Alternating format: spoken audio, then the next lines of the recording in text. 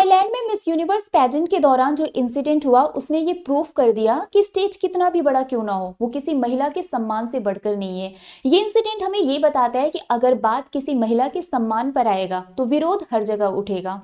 Miss universe के जो director हैं, जब उन्होंने सबके सामने मिस मैक्सिको की इंसल्ट की और जब इन्होंने विरोध किया कि आप मेरी इंसल्ट कर रहे हैं, तो उन्होंने सिक्योरिटी को बुलाया और बस इस सिक्योरिटी वर्ड को सुनते ही वहां पर मौजूद बाकी जितनी भी कंटेस्टेंट थी, जो अलग अलग कंट्री से आई थी अपनी कंट्री को रिप्रेजेंट करने के लिए, जिनको पता था कि बहुत बड़ी अपॉर्चुनिटी है और हम में से ही किसी एक को ये क्राउन मिलने वाला है, उन्होंने उस क्राउन की भी परवाह नहीं की, उन्होंने उस अपॉर्चुनिटी की भी परवाह नहीं की, क्योंकि उनको पता है glamour can wait but dignity can not. वो सब इस सिक्योरिटी वर्ड को सुनते ही उस हॉल से बाहर चली गई और सब एक साथ हॉल से बाहर चली गई, क्योंकि उन्होंने बताया अपमान चाहे एक महिला का ही क्यों ना हो, आवाज हम सबकी उठेगी। और इसके बाद ये मैटर बहुत ही ज्यादा बढ़ गया एंड इसके बाद जब ये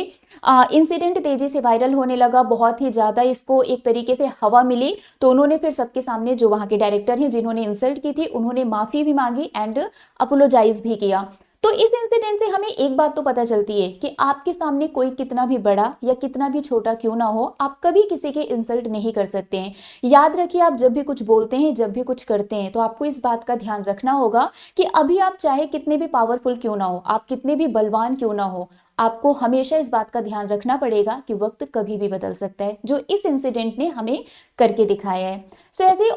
ऐसे ही और अपडेट्स को जानने के लिए और अपनी सरकारी नौकरी के सपने को पूरा करने के लिए जुड़िए सुपर फास्ट लाइव के साथ सिर्फ ₹1 में।